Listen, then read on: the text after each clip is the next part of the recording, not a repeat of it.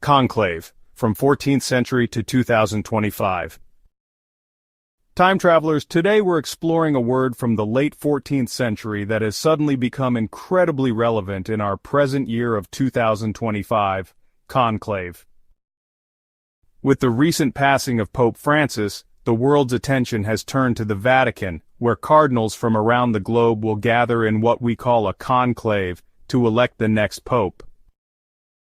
The word conclave first entered English in the late 1300s, referring specifically to the place where cardinals meet to elect a pope or the assembly of cardinals for a papal election.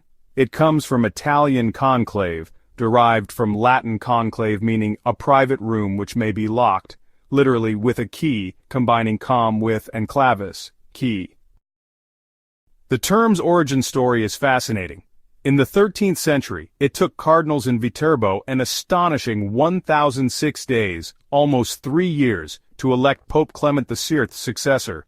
The townspeople got so frustrated they actually locked the cardinals in and even tore the roof off their meeting place, restricting them to bread and water until they decided.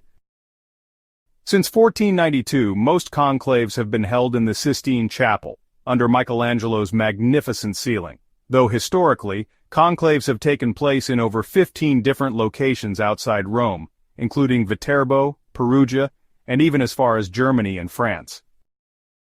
The process can be quick or painfully slow. The fastest proper conclave elected Pope Julius II in just a few hours in 1503, while Pope Francis was elected on the 5th ballot in 2013.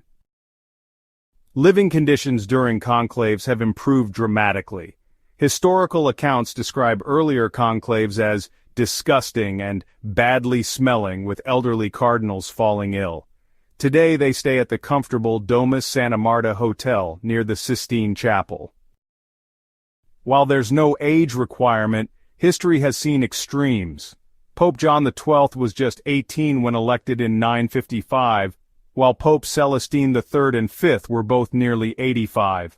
Pope Benedict XVI was 78 when elected in 2005. Though Italians dominated the papacy for centuries, we've seen exceptions like Polish John Paul II, German Benedict XVI, and Argentine Francis. Some earlier non-Italian popes included Spanish Alexander VI, Syrian Gregory III, and Dutch Adrian VI.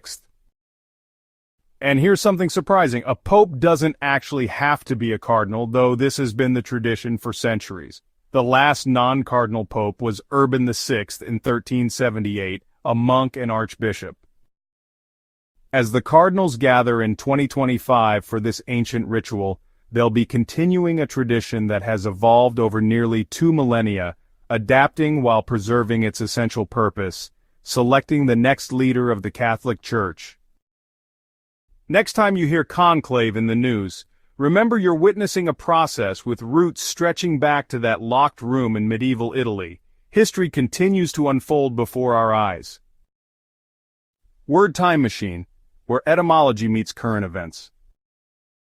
Quick moment to celebrate. We just reached our first subscriber. Thank you for joining our word evolution journey. Your support means the world as we explore how language transforms over time. Who will be next to join our growing Word Time Machine community?